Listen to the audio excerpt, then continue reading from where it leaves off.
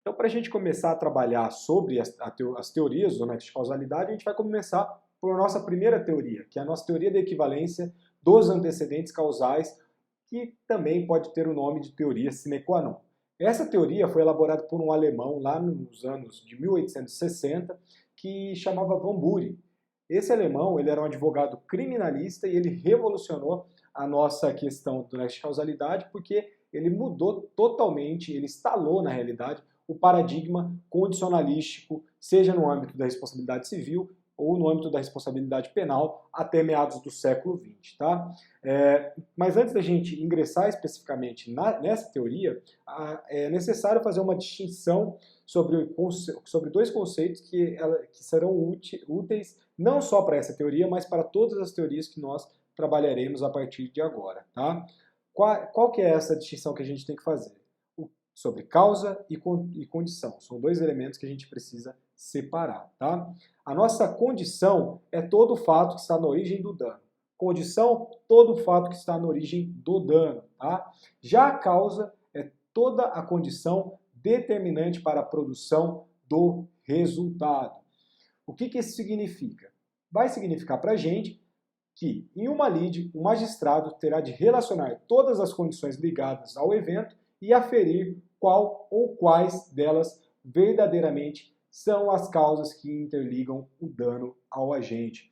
Existe, como eu falei para vocês, aqui está o risco, porque cumpre ao magistrado, no caso concreto, verificar quais dessas teorias são mais adequadas para se responder o evento, ou seja, qual teoria ela vai... Não gosto da teoria da subsunção, mas qual teoria vai se adequar melhor ao nosso evento, beleza? E agora eu vou passar um exemplo para vocês, um exemplo extremamente clássico da nossa matéria, e esse exemplo vai acompanhar a gente nessa aula de hoje inteiramente. Esse exemplo ele foi criado pelo Pottier. Pottier é muito conhecido para a gente na responsabilidade civil, e o exemplo é mais ou menos o seguinte. Um fazendeiro ele vendeu uma vaca ao vizinho, sabendo que essa vaca portava uma moléstia infecciosa. Então, eu tinha uma vaca que estava doente, uma moléstia infecciosa, ela vai transmitir essa doença e vendo ao meu vizinho. O que acontece com esse meu vizinho? Esse meu vizinho, ele não tem conhecimento que essa vaca estava doente porque eu não informei ele, não informei que estava doente. E ele adquire essa vaca e coloca ela ali com mais outras 100 vacas da sua propriedade. Então, 100 vacas, mais a minha vaca que eu coloquei lá, todas as vacas no final se contagiam e todas morrem no final. Então, desprovido dessa força dos animais para lavrar as pastagens, o que acontece? O fazendeiro ele vai perder toda a safra daquele ano também. Então, sem o lucro da venda da plantação, ele não consegue pagar o financiamento que ele fez no banco, e a sua fazenda ela vai para a hipoteca e é submetida à asta pública. Então, perde a vaca, perde a safra, perde a fazenda, porque ficou com dívida no banco, e aí o que acontece para melhorar? A mulher dele, em decorrência desses prejuízos causados, ela sofre de um AVC e em seguida esse pobre homem vai cometer um suicídio.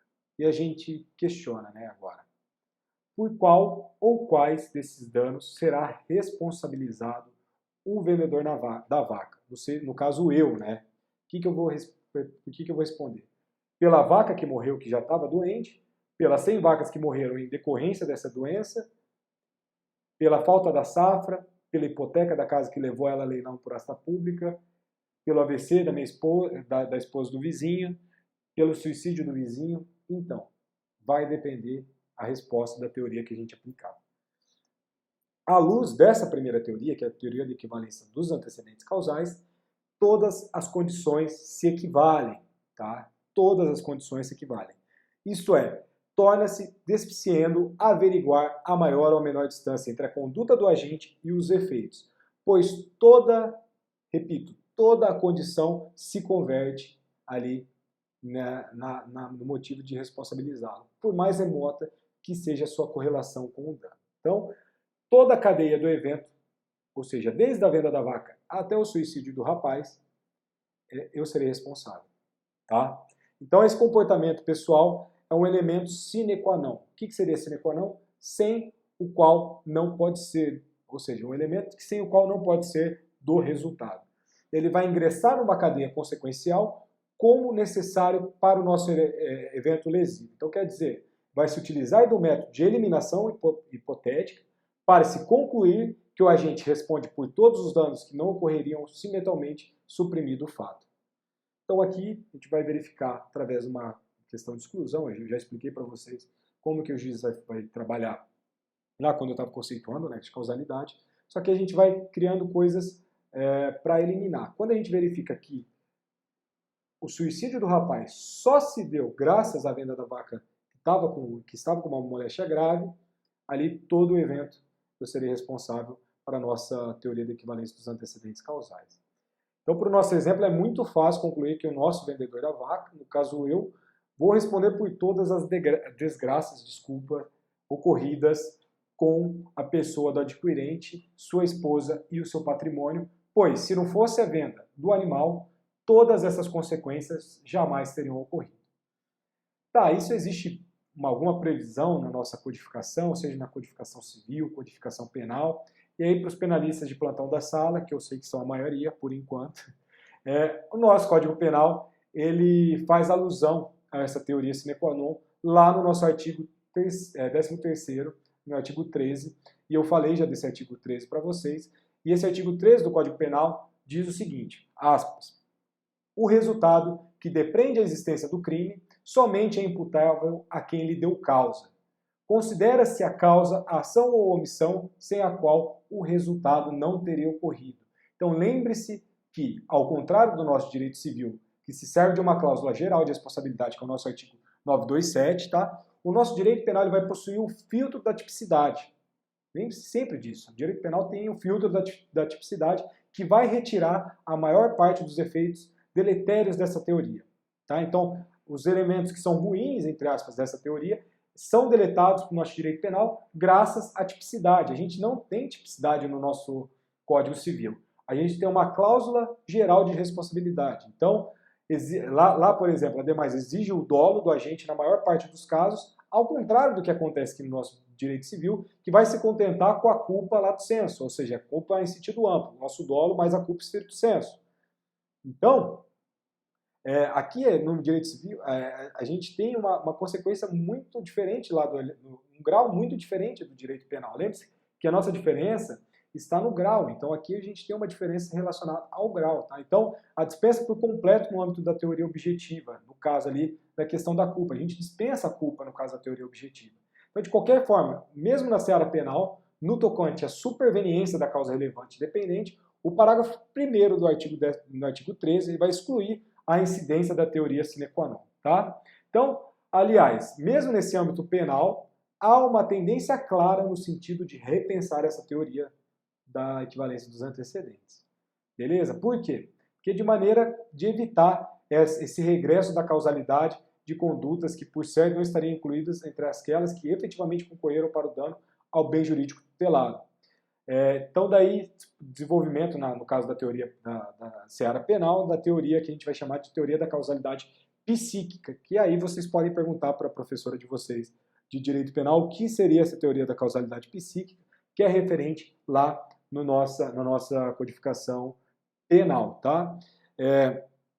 Outra coisa, no nosso direito civil, a aplicação desenfreada dessa teoria, ela pode se revelar até mesmo anárquica, ou seja, ela vai conduzir a resultados exorbitantes, pois a causa da causa sempre daria a causa do resultado, sempre seria a causa do resultado, ou seja, a causa da causa seria sempre a causa do resultado.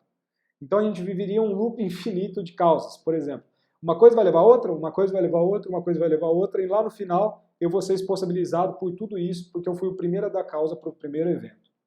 Então, vai se admitir que essa teoria é sem temperamentos, por exemplo, que o fabricante da arma, e aqui a gente tem um exemplo clássico no nosso direito penal, e a gente vai trazer aqui para a aplicação dessa teoria de maneira desenfreada, o fabricante da arma ele seria responsabilizado perante a família da vítima por qualquer homicídio praticado pelo adquirente.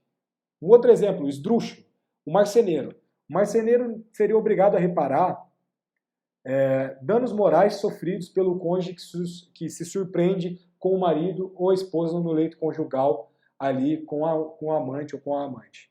Então, a gente teria essa questão anárquica e desenfreada da responsabilidade civil graças a essa teoria do equivalente dos antecedentes de uma aplicação desenfreada. Então a gente deveria criar freios para essa teoria, e esses freios a gente tem lá na codificação penal, mas aqui na codificação civil a gente não tem isso, tá? Então começa a ficar um pouco mais complicado para a gente. Enfim, a nossa grande oposição que se faz a essa teoria em especial diz respeito ao seu excessivo apego à causalidade natural, seja física ou psíquica, tá? Física e psíquica, esse apego à causalidade natural. Então a gente não tem uma apuração mais necessária para a nossa sociedade atual. A gente tem uma coisa mais natural, tá? Então há que se levar em conta hoje os limites objetivos traçados pelo sistema jurídico sob pena de chegar a resultados contraditórios. Então, nesse sentido, a gente vai fazer referência lá ao Tribunal de Justiça de Goiás, tá? Que teve um episódio bem emblemático lá, que era acerca de um credor que foi descontar um cheque no banco, tá? Então, esse credor foi descontar o cheque no banco e o banco informou que tinha insuficiência de fundos desse título de crédito. Mas o funcionário desse banco chamou esse credor de canto e falou reservadamente para ele, falou em segredo para ele, que esse devedor ele possuía outra conta e essa outra conta tinha um numerário suficiente para honrar com o débito que ele devia para o credor. Então o que aconteceu? Depois dessas informações, que foi informado pelo funcionário do banco, esse credor foi na casa do devedor para tirar satisfações. E o que culminou nisso? O que vocês imaginam? O credor foi assassinado pelo devedor. E aí chegou esse caso lá no Tribunal de Justiça de Goiás, tentando atribuir o nexo de causalidade ao banco. E aqui, esse julgado foi dia 18/12, aliás, o DJE é dia 18/12 de 2009, esse julgado foi lá do Tribunal de Justiça de Goiás. O Tribunal de Justiça ele entendeu o nexo causal em relação ao banco, e a questão foi apreciada pelo Superior Tribunal de Justiça, e aí sim, no dia 18/12 de 2009, através do RESP 620777 de Goiás. Tá? E o nosso relator foi o doutor ministro Adir Passarinho Júnior, da 4ª turma. E o que o STJ entendeu nesse caso? E aqui aspas para o que o STJ entendeu. Isso extraído lá do voto do relator. Tá? A responsabilidade civil decorre do concreto e efetivo nexo causal entre o ato e o evento danoso, não colhendo procedência o entendimento sufragado pelo Tribunal Estadual, com apoio indiscutível à teoria da equivalência das causas antecedentes, no sentido de que o banco é culpado pela morte do esposo e pai dos autores, assassinado por credor que, obtendo de gerente de agência do réu informação sigilosa sobre a existência de saldo em conta corrente pessoal, suficientemente ao pagamento da dívida, terminou por assassinar o devedor ante a recusa em pagar o valor do cheque por ele emitido contra conta empresarial sem fundos. Então, o que aconteceu aqui? O nosso STJ ele afastou o entendimento do primeiro grau, que tinha entendido o nexo causal entre o banco e a vítima, né? Ou seja, as vítimas ali no caso, porque eram os herdeiros do devedor que foi assassinado. Por quê? Porque aqui o voto do STJ é claro, com apoio indiscutível à teoria da equivalência dos antecedentes, no sentido de que o banco é culpado pela morte assassinada. Então, aqui o STJ ele afastou essa teoria. Tá? A gente vai verificar que a teoria da causalidade adequada é a teoria mais aplicada aqui no nosso ordenamento jurídico brasileiro. Então, o STJ ele afastou a responsabilidade do banco por ausência de nexo de causalidade nesse caso. Tá? Definitivamente aqui o banco ele poderia sim ser responsabilidade pelo vazamento das informações sigilosas. Tá? Então, esse foi o entendimento do STJ. Poderia responder por vazar informações sigilosas, que o rapaz tinha dinheiro na conta pessoal, mas na conta empresarial não tinha? Não, isso não poderia.